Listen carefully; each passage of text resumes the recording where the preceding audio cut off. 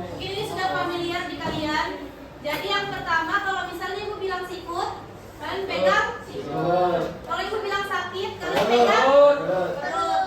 Kalau ibu bilang tangkap, pegang sikat bu, sikat aja bu, sikat. Kalau ibu bilang tangkap, sikat. Sama pulpen atau pensil yang ada di depan kalian. Oke, paham ya?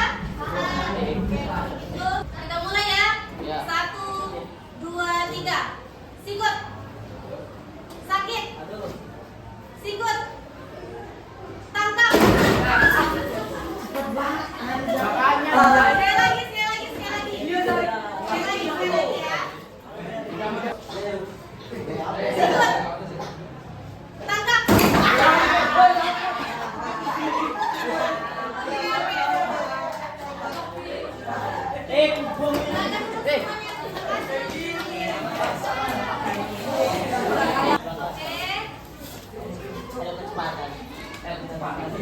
Udah ya, tenang semuanya.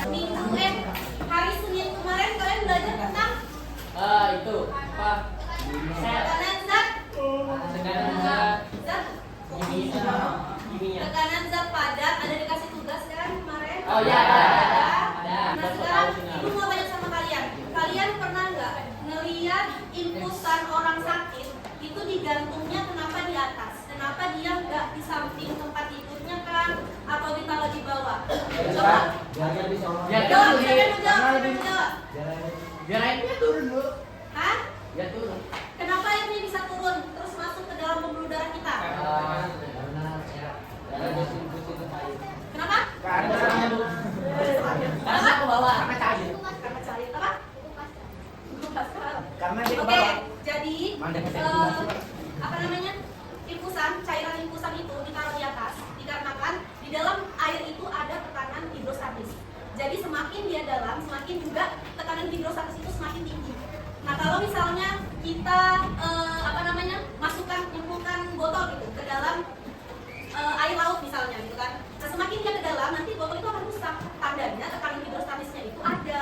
Jadi semakin dalam, apapun itu bentuknya bendanya itu dalam, masanya itu akan rusak di dalam. Gitu. Paham ya sampai sini?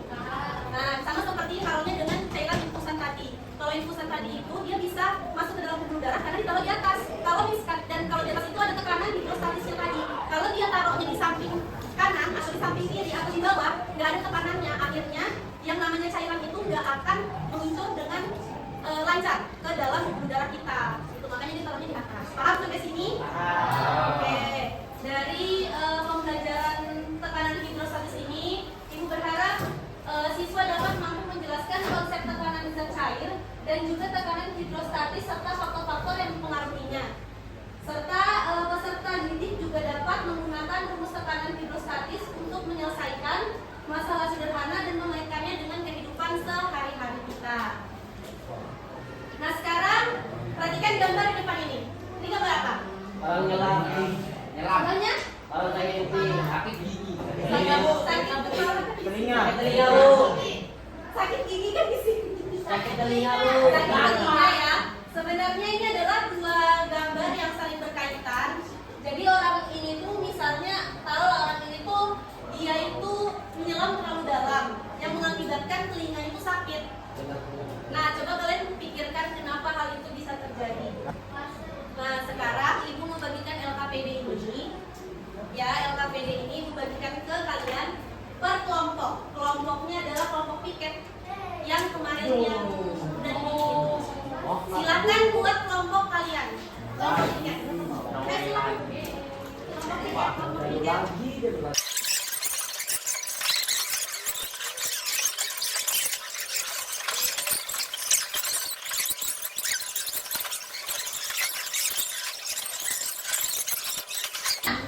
Jadi untuk mengerjakan soal yang ada di LKPD, dengarkan dulu. Untuk mengerjakan soal yang ada di LKPD, silakan kalian buka bukunya. Silakan buka bukunya. Di situ ada rumus beserta penjelasannya. Silakan dibuka, silakan dibaca. Dan kesepakatan waktu yang kita sepakati itu di 20 menit cukup ya? 2 jam. 20 menit ini sekarang jam 2, berarti jam 2.20 bisa ya? Oke, Bu, siap. Ini jelas Supaya cepat juga kalian. Silakan dikerjakan sesuai dengan soalnya dan 20 menit di 2.20 harus sudah selesai. Oke?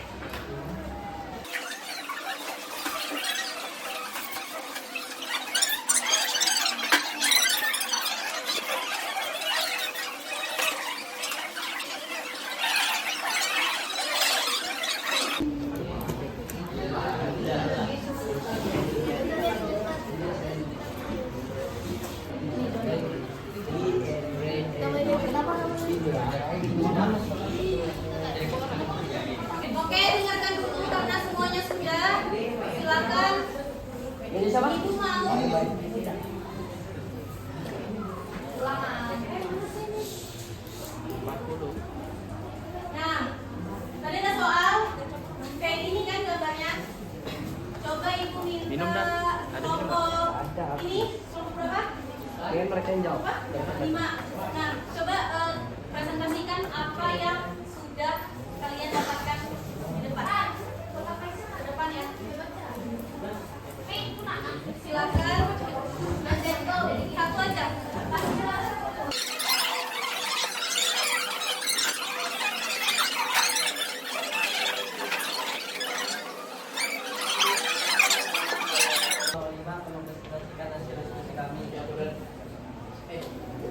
Perhatikan bagaimana di bawah ini. Mengapa saat seorang menyelam lebih dalam mobilnya yang sakit. Ketika menyelam lebih dalam di kolam renang, ringan sakit karena kedalaman jenis suatu air berpengaruh pada bersama besaran tekanan. Inilah yang disebut tekanan hidrostatis. Semakin dalam zat cair, semakin besar tekanan yang dihasilkan, semakin besar konsentrasi zat cair. Terima kasih.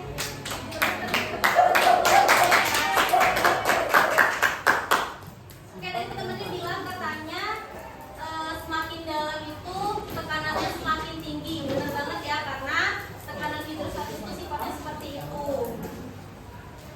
Di dalam telinga kita tuh ada rongga kecil udara. Nah, rongga udara itu tuh tekanannya tetap. Jadi kalau kita nyelam terlalu dalam, terus tekanan dari luar itu menyerang tekanan yang ada di dalam telinga ini, otomatis dia akan menyebabkan sakit yang luar biasa di genang telinga kita. Nah, sekarang masuk ke rumus tekanan hidrostatis. Tadi itu banyak banget yang bingung sama P, sama Rho, sama G, sama H. Coba ibu mau nomor 1 itu kelompok 1 coba yang maju. Salah satu aja nggak apa-apa.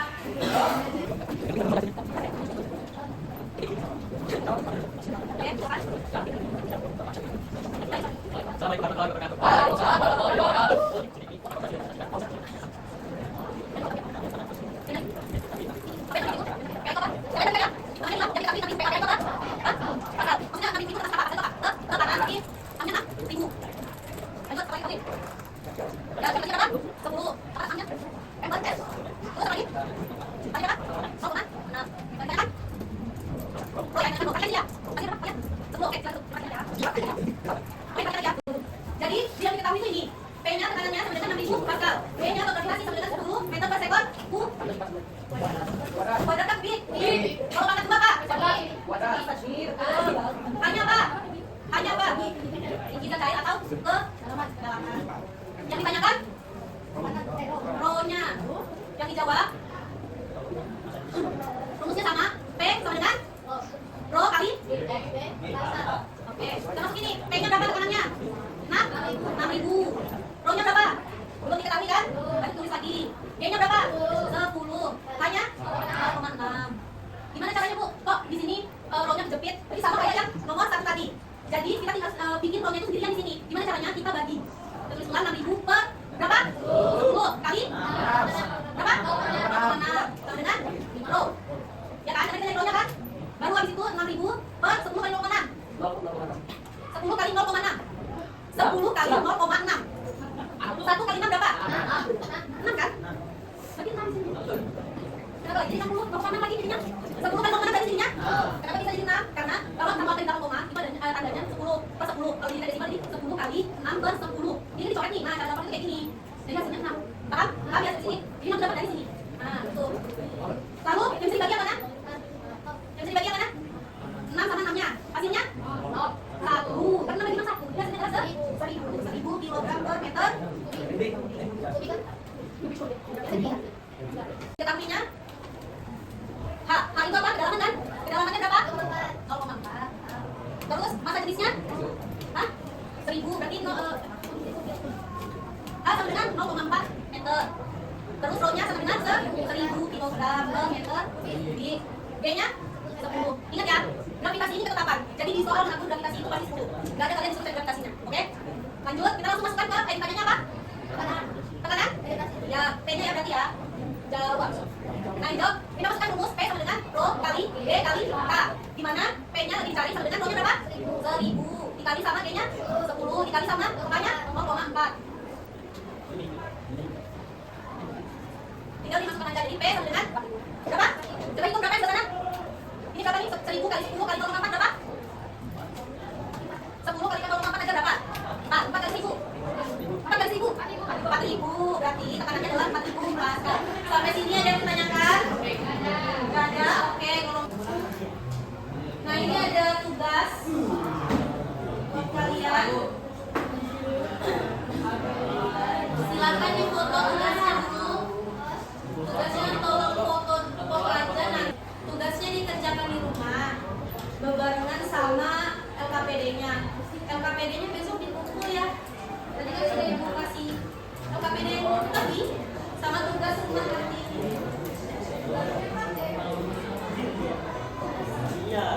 Bukan, ini nanti tugas yang di PPT ibu nanti ini tugasnya dikumpul besok. Kalau bisa besok ya kolektif. Ditulis di kertas aja, kertas lembar. Jadi sebelum pembelajaran berakhir, ibu mau satu orang menyimpulkan pembelajaran kita hari ini. Silakan. Mantap. Oh, iya. Silakan. Oke, dan penerapannya dalam kehidupan sehari-hari kayak tadi di soal kan ada bejana, ada apa air galon, ya kan? Ternyata di kehidupan kita ini penuh dengan fisika juga. Nah, sekarang karena kita sudah sampai di penghujung pembelajaran, silakan kembali ke tempat masing-masing.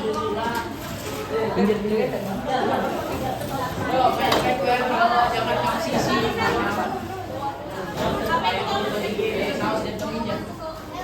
sih. Ayo, selanjutnya ibu mau satu orang refleksi untuk pembelajaran hari ini. Entah itu menyenangkan atau enggak, terserah aja. Pokoknya refleksi aja. Siapa yang mau? Satu orang aja, biar kita pulang. Kamu. Ayo, yang nabrak saya waktu itu. Mantap. Apa? Refleksinya apa? Gokil. Kok gokil? Gokil. Siapa? Bahagia kah? Irwansyah. Ya, bahagia. Sangat senang. Ini udah tekanan zat gas lagi ya. Sabar ya. Oke, kalau gitu sebelum kita pulang, terima kasih banyak atas waktunya yang diberikan. Sebelum kita pulang, kita berdoa dulu. Silakan kalau kelasnya.